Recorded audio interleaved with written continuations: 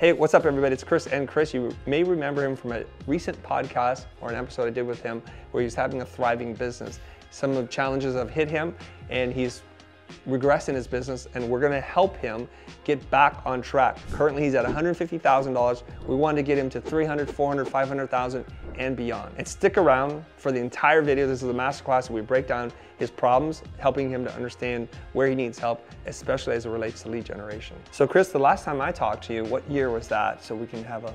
This was 2021. Okay, so we'll go... Nope, I'm so sorry, 2022. What's the name of your company? BIV, it's B-I-V. BIV. Okay, so what's the year? 2022. 22, okay. In 2022, business is going well. You're moving upward, right? Right. And you had like one really big client. Right. Which is always scary for all of us because we don't want to become overly reliant on one client. So that year, at the end of the year, what did you gross? 300. 300 flat? It was like 297, so it was very close. We'll do that. People like really specific numbers. Absolutely. Okay, and so last year, 2023, what did you guys do? 151. Okay, that's a really big drop. It's a tremendous drop. It's a 50% drop, 151K. So something's happened in these 2 years. Let's just quickly bullet point what has happened so we can understand. So everybody understands this is 2022 and this is 2023.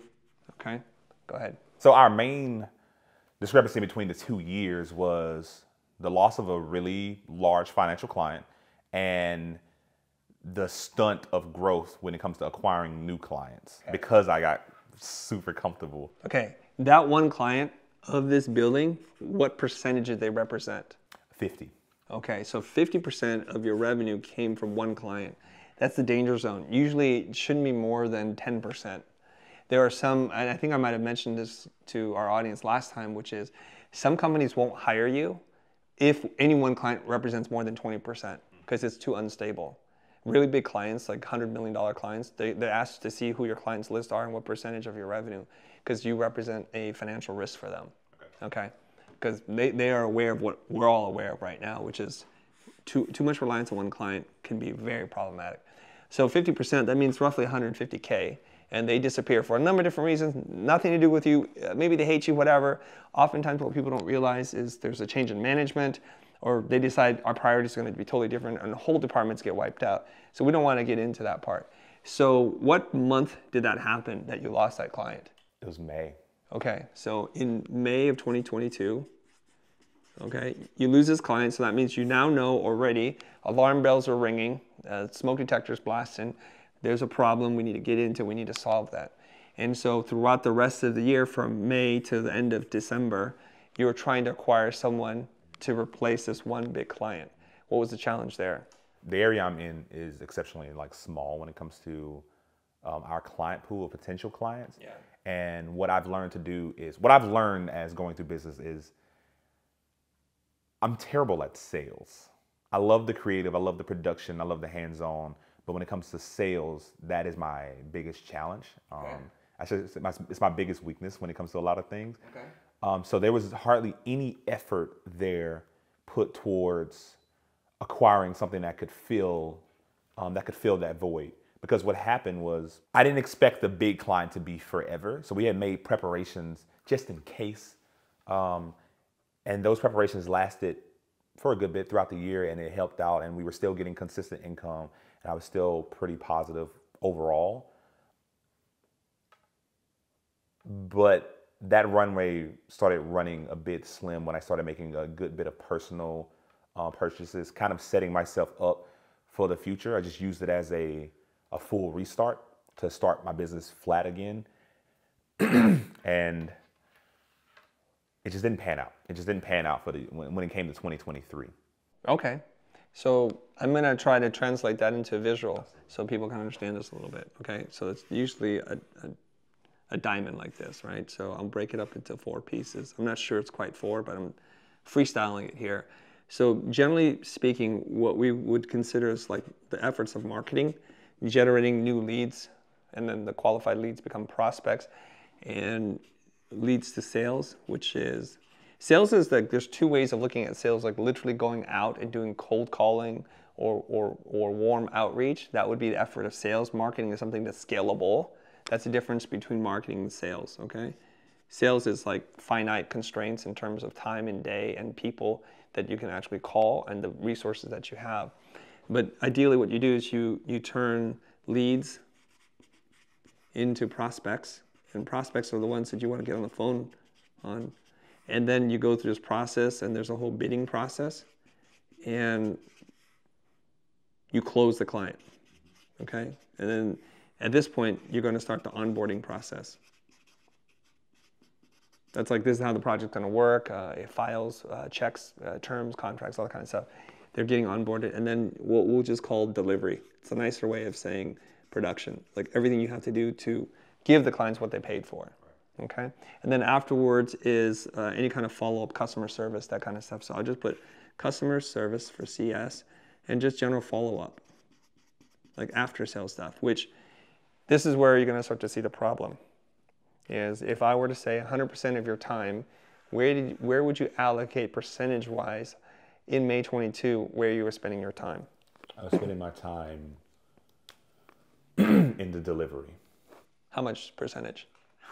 It's okay to say. It was like 90, like 95 almost. Yeah, 99.9. Yeah. Oh, I mean, yeah. I mean, let's just be real. Yeah. You're saying 95, but I know. Yeah. And this is going to sound, it's going to ring true for almost everybody who's going to watch this video. Because when we say you're working in your business versus on your business. So this is in your business, okay? And this is on your business. Because if you do great customer service and you do follow-up, that turns them into clients and they begin the process again. And this is where a lot of us, myself included, I recognize the pain because I've been a perpetrator of this to my own business. So we're grateful for the client, but we don't really focus too much on them to ask them for referrals, for new leads, or to tell their customer success stories, or to ask them what else you got. If you enjoyed working with us, is there something else I can work on? Or I notice that you're doing this with the videos or the content we're making, or I see another application. Are you open to that? How open-minded are you about this thing? So we want to kind of feed them back in. Now, most of us can do really well if we just execute it on this bottom part. I'll just put in blue here, really well. And the reason why I want to focus on this just for half a second here is because this is the most natural thing for you to do. So when the customers, somewhere in here says thank you to you, that's when you ask them, because they're in a state of gratitude, and you say, I really appreciate, thanks for sharing that. You wouldn't happen to know one or two people who could use our services in content creation, social media management, or marketing, would you? And then they're like, oh yes, I do. I say, well, don't worry, I'm not going to ask you for that information now. But if you were to think of somebody, who came to your mind? And they might say Bob and Mary. All right, great. It's like, would you mind? Would it be too much for me to ask you if you could mention my name and tell them your experiences with us, and then I'd love to follow up with you in a week? It doesn't have to be more complicated than that. So I'm getting this straight from Exactly What to Say, Phil Jones' book. I read it recently, so it's very fresh in my mind. How just to ask for referrals and new business. So if you could just do that, when they say thank you, when they are appreciative, they're at an emotionally highest state of gratitude, and we'd like to reciprocate. So if you were to literally say, hey, Chris, you look really tight right now. You want a back rub? I'm like, dude, that'd be awesome. You give me a back rub? I'm like, Chris Franklin, thanks so much. Like, hey, would it be horrible if I could run a business problem by you right now? And I'm in that state right now. I'm like, of course, you just gave me a back rub for no reason. Now I know there's a reason. Right. That's when you want to ask. You want to ask me 3 weeks later after like I got the knots again, and you're like, yo, bro, how about a free business coaching session? I'm like, I'm a little busy right now. I wouldn't say that to you, but most people I'd say that to, because we have a relationship, right? So when they say thank you, we don't ask them a couple of no questions. Questions that are negative, because it's much easier for them to say no than it is to say yes. We know when we say yes, we're giving up control to someone, and we don't like that. When we say no, and this is a Chris Voss concept, we're in control, or we have the perception of control, which is very important. So you wouldn't happen to know someone, so it's a negative question, would you? Right? So we just say, would it be crazy? No, it wouldn't be crazy. Right. Would it be horrible of me to follow up with you in a week? No, so there are a bunch of no questions you can ask. So then what you do is in a week, you put it in your calendar, you call them up, and Phil Jones says this, begin the conversation like this: I bet that you haven't made that call yet. And that's like, oh, you're right, I didn't. No problem. Do you think you can do it soon? Like, no, you know what? It's my bad. I gave you my word I was going to do this. You're an awesome person. I'm going to take care of it for you right now. Fantastic. That's when you can follow up, okay? So that's a whole sequence. If you like that, read Phil Jones' book, Exactly What to Say. There's a whole chapter on how to ask for a referral. And in that sequence there, I'm chaining a bunch of different things that he teaches in the book. And he actually puts it all together. So the principles are there. Then he gives you the examples, okay? So if we can just do this, you can fill the pipe up again and you just go through this process over and over again and you'll do just fine. This other stuff is much harder to do. It's the things that designers do not like to do. So, you know, we'll figure out that kind of stuff. Okay, so you are now like panic state. I'm gonna show you panicking. It's like,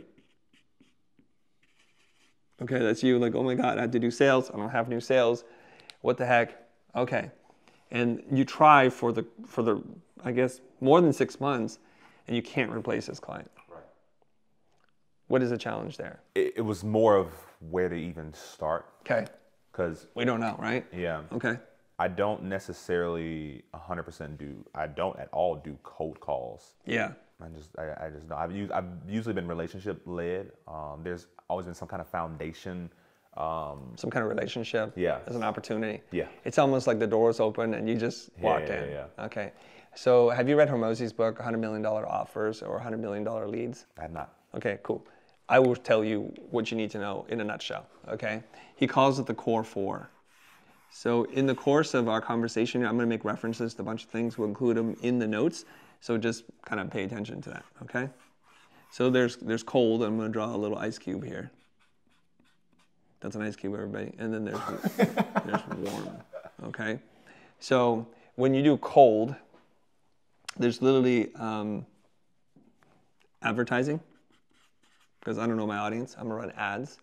And I can also purchase lists. And if I can acquire a list for a target market, and then I can just literally call, cold email, cold DM. So it's called cold outreach. And this is going to be the most difficult thing to do for creative people, because this feels like door-to-door salesman's type, okay? Well, if there's cold outreach, then there must be warm outreach. Warm outreach, and I'll tell you what that means in a second. It's like there is like a familiarity with you somehow, yes. Right? A friend, somebody in town, a friend of a friend. There's some kind of way that they know about you, so it doesn't feel so awkward to talk to them. That's where I spend most of my time, probably. Right. So how does someone who doesn't know you become aware of you so that it becomes easier for you to reach out? I always look through everything through like a YouTube lens, but it's just making them more aware of who I am and what I do. How? You know. How do you know me? Oh yeah, that's fair. It's putting in the effort and like reaching out almost. No, because if you reach out, then it's already warm outreach. Right. It's outreach. How did you find out me before you knew about me? Our research. Like we researched and we met through Mo. Researching what? You're almost there. It's not a trick question, I promise you. I think Mo already knows. How does anybody find out about anybody these days? That's fair. It was literally. I'll give you a letter. It begins with the letter C. And it rhymes with moment. What? So we comment? No. No. You're so You're so close. What is happening? You know what I love about this? I'm not in this seat right now. I love this, and I'm like, I'm the YouTube audience in the back. I'm like, Is it compliment? No. We're getting there. I'm not. This is not an act at all. C rhymes with moment. Or something with tent in it.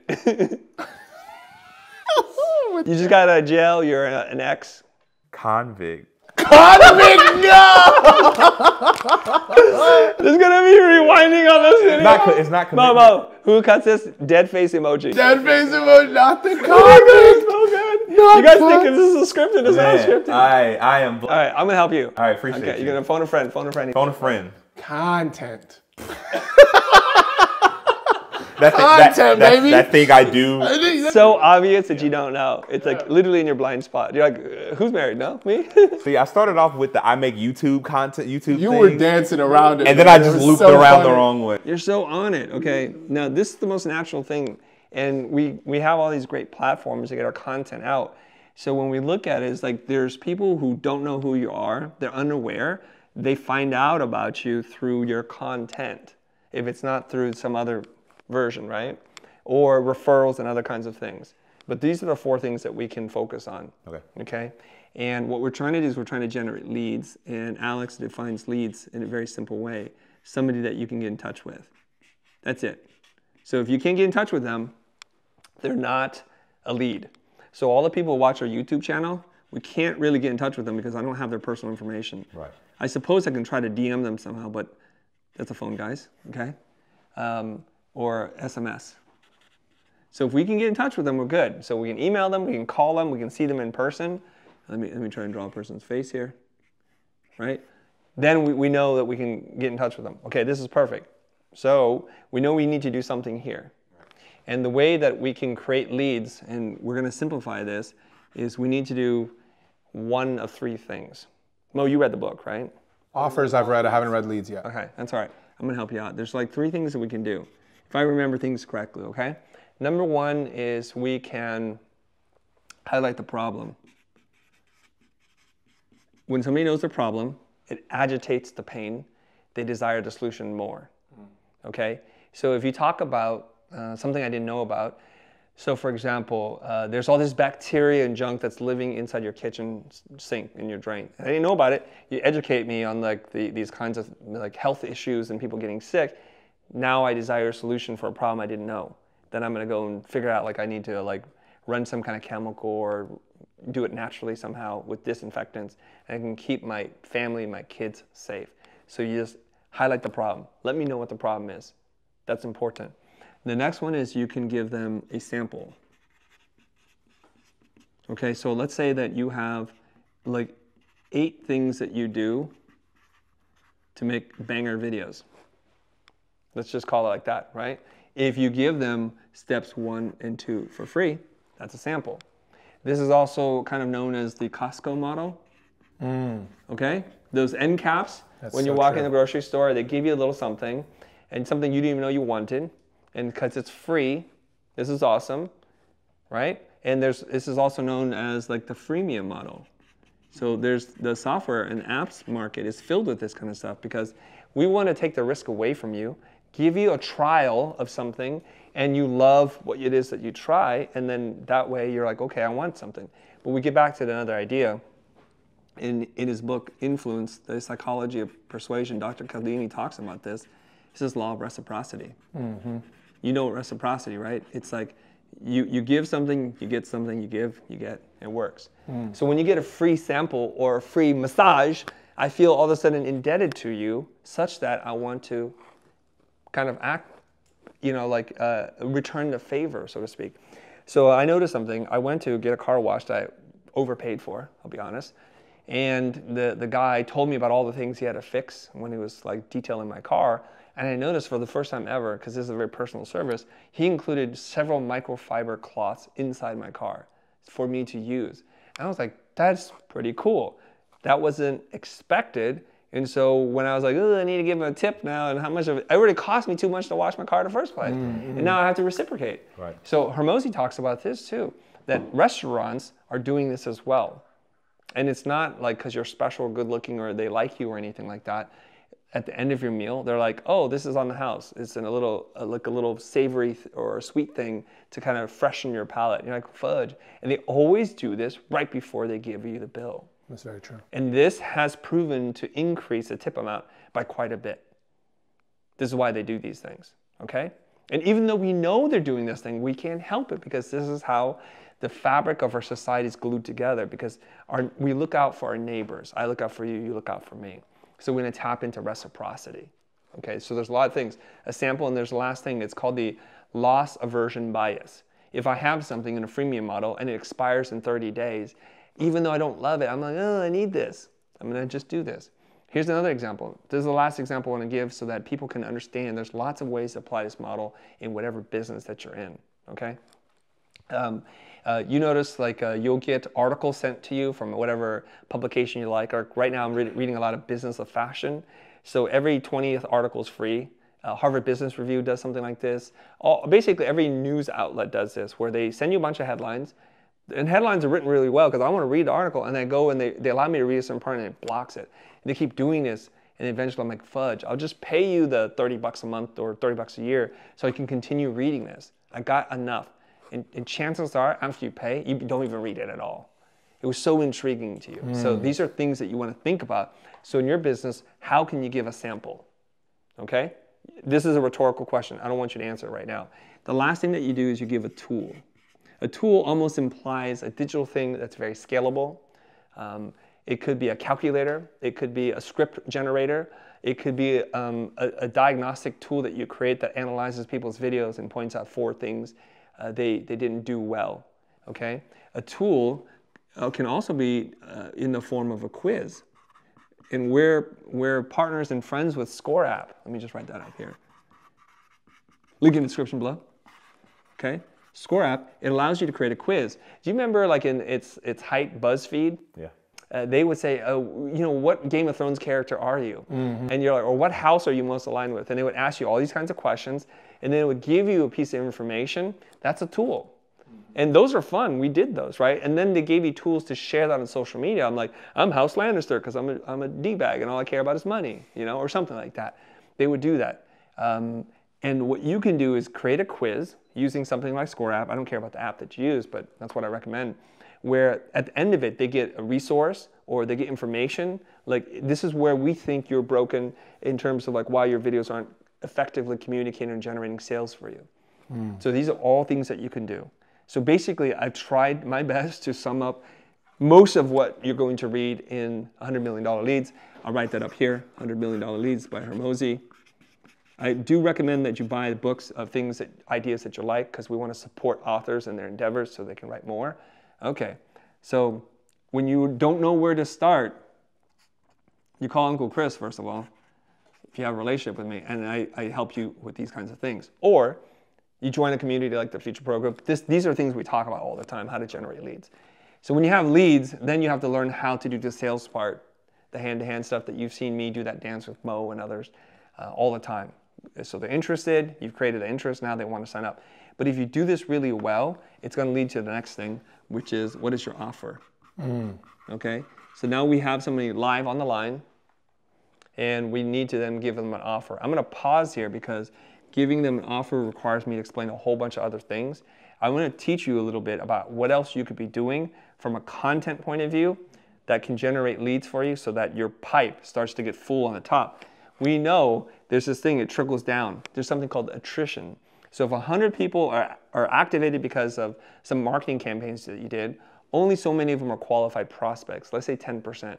That number sounds high to me, and then the 10%, 10 prospects from 100, I guess I will switch colors here. So if you have, say, 100 leads, 10 may move down to this place that are qualified prospects who have a problem that you can solve, who have the money, and there's urgency behind the request. Someone is not a prospect to me if their timeline is so far out that it's 3 years later. It's like, I might not even be here in 3 years, okay?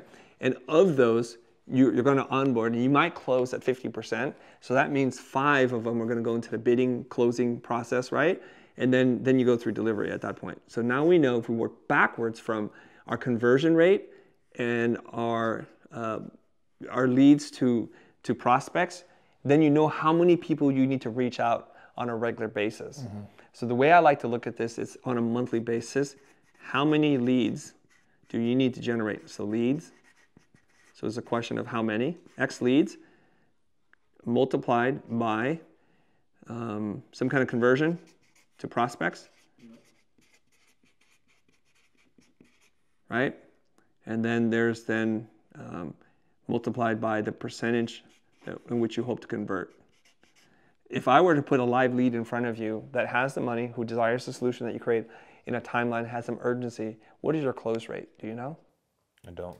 Okay, that's okay. What would you guess it to be? How good are you at closing new clients?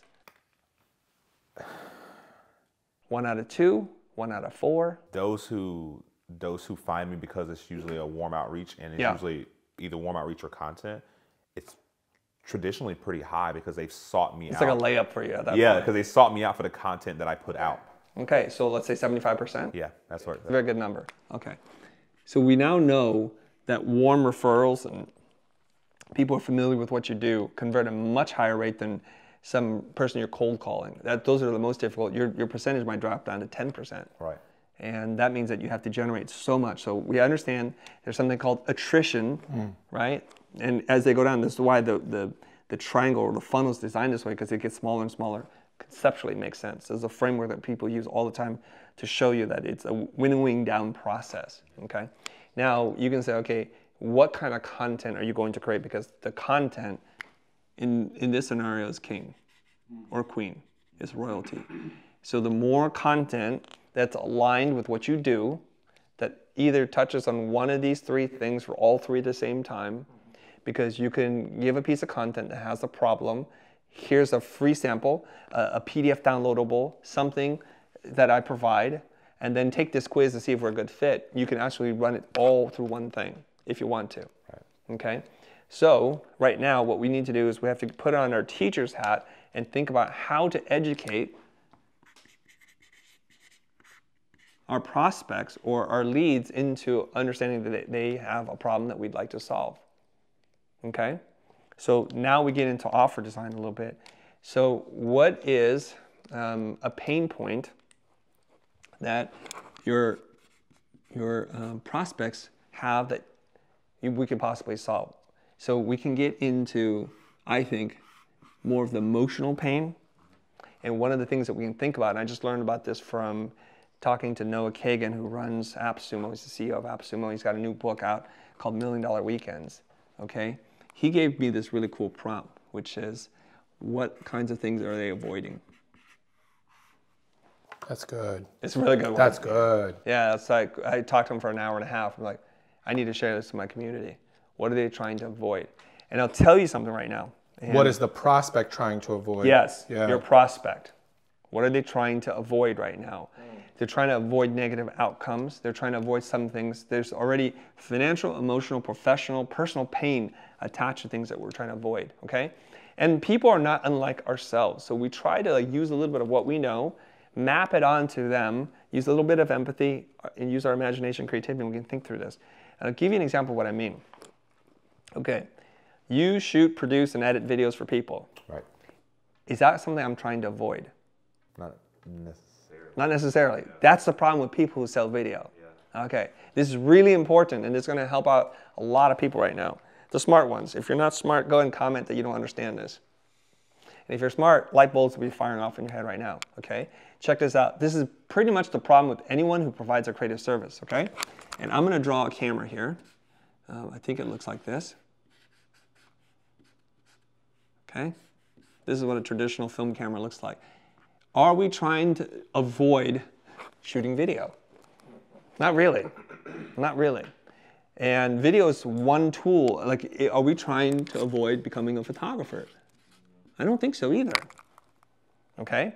Now, let's make it easier for us, because you're not a photographer, are you? No. Okay, good. It'll be much easier for us to see industries that we know nothing about. Okay? If you're a photographer and you want to sell photographic services, like say at an event or something, either a speaking event or let's say a speaking event. This is good because speaking events come up all the time. Right. Whereas weddings, hopefully people are not getting remarried all the time. But I mean, you might you might get married 2 or 3 times, but you might be at an event 3 times a month. Right. So let's focus on events. Okay. So if you run an event or you speak at an event, what kinds of things am I trying to avoid? If I'm a photographer, I'm trying to look into that world. What kinds of things am I trying to avoid? Let's just spitball some ideas and I'll show you how. I'm just freestyling this, everybody. Sometimes people think these things are scripted. Why am I so angry? What is the person who's hosting the event trying to avoid? Okay, so you're an event organizer. Okay, there we go. Or you're a public speaker. What kinds of things are you trying to avoid? Looking cheap. Okay. You don't want to look cheap? You want everything. I think this is a great exercise because I just want to share what my head went through when you asked this question. I immediately went to what are they trying to avoid as it relates to photography? You're saying what are they trying to avoid as it pertains to their business in general, correct? Yeah. Okay. Yeah. We're just gonna go through a list. We can automatically connect it through that lens, but we don't need to. Attendees having a bad time. Okay. A poor experience. Yeah. Low ticket sales. Yeah.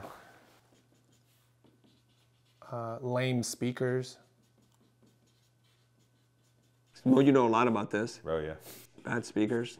I'm not saying you're a bad speaker, but you're involved with events, so you know. The food is bad. Okay, we'll just put this under the umbrella Poor of poor experience, experience. yeah. Okay. There's a lot that goes under poor experience though. Like the organization, we've talked about this a lot, Chris, like the actual organization of how the event is run. Like there's not enough value that people get. Huh? Curriculum? Yeah, the curriculum is not Okay. is not deep enough. I hope I spelled this correctly. Internet thinks they're always so smart when I misspell things. What else? It's not, I guess it's not making money from it, truthfully, for me. Okay. True, yeah, lose So money. low ticket sales, so they're trying to avoid losing yeah. money.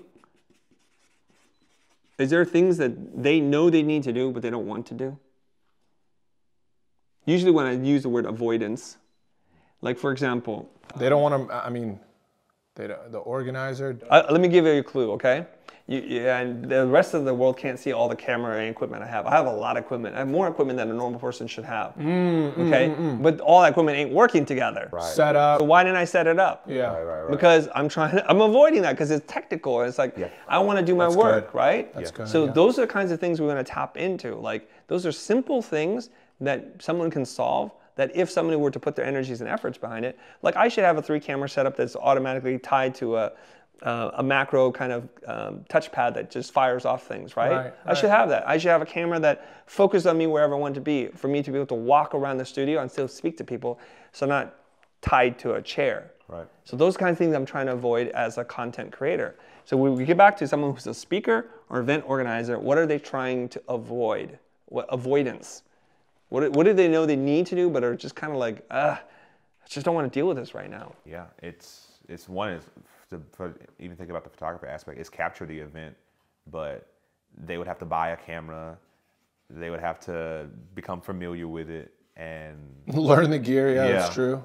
If we're talking like from scratch, like set up the stage, set up the lights, set up the audio, set up the soundboard, set up the seating area. Yeah. Okay. So now what I want you to put on your different thinking cap, because I'm running out of space here, we would go through this exercise, we sort of map things out. But now try to think of it like you're a photographer, what can you do? Okay, that they're trying to avoid here. Well, I'm gonna help you out here, okay? Because running out of time too. They would help, they need testimonials, don't they? Yes. And it's kind of like, oh, I'm busy running around. And I think in order to prevent, we're gonna combine a couple of problems together here.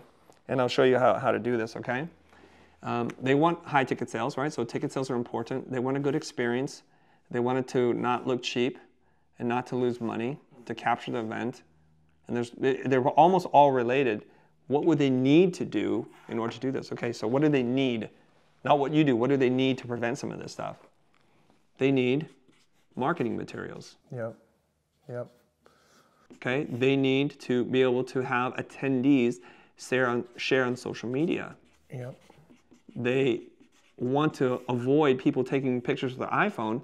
Instead, they can have a professional photographer to shoot people and set up step and repeats, right? So that they can stand there and it's a branded thing. You guys know what step and repeat is? Okay, so there's like backdrop.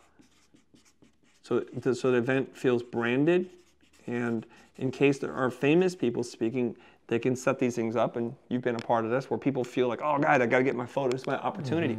So what they're doing is they're helping people achieve status through proximity. Like I was at an event, I took a picture of Tony Hawk. I took a picture with Grant Cardone. I took a picture with Gary Vaynerchuk, and that means something to people. Okay, so if you say, let's go back to us right now, and I'll probably end it here. If you say, hey, I take photos, do you wanna buy photos? No, you want about the convenience of it all. No, nobody cares. Yeah. No, I can take my own photos. Yeah. Because you're not tying your solution to a problem or a pain point they feel. So you can say, hey, I shoot videos and I edit them. Do you need videos? Not really. We're okay. But if you say, how is your marketing going? Are you generating enough sales for your next event? Do you think having assets to share during, before, and after would help you in your endeavor to sell more tickets and create a more premium experience for people? They're like, great, how do I do that? Well, let me tell you. We have a package that does A, B, C, D that translates to X. Yeah, that's how you would do it. You have to tap into the things you're trying to avoid, because that's super direct. I have people in my DMs all the time trying to sell me something. They're like, hey, you want to do this? You want to do this? No, I don't want to do that, because they haven't understood that I'm trying to avoid this other thing. The reason why we contract out our social media content editing and production is because I'm trying to avoid not doing that. Yeah. Right. I'm trying to avoid not managing a whole internal team who doesn't specialize in doing this, who isn't up on the latest trends. Right. I'm trying to avoid, and this is going to be very helpful for you, to have overhead, liability, insurance, workers' compensation. I'm trying to avoid all that stuff. Those are all kinds of problems I'm trying to avoid. So people are really smart will ask you, do you produce lots of videos? Yes. How do you do this currently? I do it in-house. What does that cost you on an annual basis? They're like, well, I pay this. What about insurance? What about bonuses? What about vacation, time off, sick leave, maternity leave? You go through all that stuff. Workers' comp. What happens when they're not up to speed? Oh, you have to pay for them to train. What if I could take that away from you, give you exactly what you want, more of what you need, for a price that's super palatable on an at-will basis, on a month-to-month basis? Is that something that would interest you? They're not having the right conversation. The destination is exactly the same, but how you get there changes everything, right? And I'll give you an example as a visual metaphor, okay? If we had to go from one town to like another town, like say from Tokyo to Kyoto, you can take a speed train, and I put you in a sensory deprivation chamber for the time it takes, let's say it takes an hour and a half, you would go bananas. You would arrive all the same, but what if when you got in a train, I put you in a premium suite, you can recline, someone comes and asks you what do you want to eat, it's all inclusive, you get to look out the window, you see Mount Fuji, and you're like experiencing all of this journey, the destination changes for you, your memories change. And if you just say, I'm going to sell you a ticket to get from Tokyo to Kyoto, Right. you're selling the wrong thing. Right. That's good. You're trying to create a memory and an experience and to touch into what I really want. I'll get there nevertheless, but that's how you can sell it. So I hope I was able to answer this question, Chris. I know it's a lot for you to process. Yeah. No, this is fantastic. This is fantastic. I've only, as of like last week, I had 2 or 3 meetings with clients, and we switched our positioning around as from being the guys who we do high quality video. And one of the most recent clients that Mo was helping me, coaching me through for like the last month to land, it was positioning ourselves as, they don't have a video team. They want to do video, but they were like, we're going to have to hire like 4 or 5 guys, this, that, and that. I was like, well, what if you could have access to, you know, literally the $100 grand of gear that we have, the production team that we have, the things that we do, and basically pay 1 employee. And so this is helpful because this helps me lean into that even harder and be the person who truly sells the solution while emphasizing their problems. Because that's what I don't do. I don't emphasize the pain points, and that's probably that's very helpful, especially with warm outreach and people who enjoy the content. And it's even helpful for cold outreach because going into it, the discovery meeting feels more just like, do you have a problem, rather than me trying to just sell you video. Yeah, I think you're trying to tap into what it is that I want, what motivates me, and then it's almost like you're just thinking about what could the solution be. Oh, by the way, I do this, and it seems pretty much aligned. So it's like we're listening to the client's problems, we're trying to understand it, and we're communicating to them on the things that they care about, and then it won't feel so much like it's a predetermined destination. Right. And that's a really important thing. But I do have a question just to contextualize the problem sample tool. Chris, he hasn't said it, he mentioned it kind of in passing, but he has a very successful YouTube channel with almost 30,000 followers on there, or 30,000 subscribers. Do you recommend, Chris, that problem and sample and tool could actually be the context of the content that he makes? Like that become the material that he talks about? You're asking a really good question, and I was already ready to tee it up. So I gave you guys a 30,000 foot view to answer the biggest question, which is I don't even know what I'm doing here. Right. So now you have a lot of things to think about. And I think in the next episode, we'll try to record this so that we can talk about what is the content that you can create that's going to be aligned with the solutions that you create, so that new leads are aware of the problem, a sample of what it is that you do, and then you can create a tool or resource for them so that they're right into your funnel. I just gave you an example of how to generate leads by highlighting the problem, the sample, and tool. And to get super meta about it, this is a sample of things that we do all the time in the Futur Pro Group. And the Futur Pro Group is run by me. It's their bi-weekly coaching calls, and we also have subject matter experts to help round out the skill set. So when you need help with a specific problem, you're gonna get it. What we're doing as a deliberate effort this year, 2024, is to focus on lead generation specifically via hot seat coaching. You bring what you're doing, you present it to me and the entire group. Oftentimes there's 70 or 80 people on a call. I don't always have the answer. Somebody super smart will be in there and they'll help you. And this is community-based learning, accountability, and really focus on what you need. If you found this video to be valuable, if you got some insights, some light bulbs popped off, I'm gonna strongly encourage you to check the link in the description below. It's gonna tell you what the Futur Pro Group is about in greater detail, and you have an opportunity to book a call with someone to make sure it's a good fit for you. That's gonna give you a little bit of the tool and the sample, and then we've just highlighted some of the problems. That's it. See you guys next time.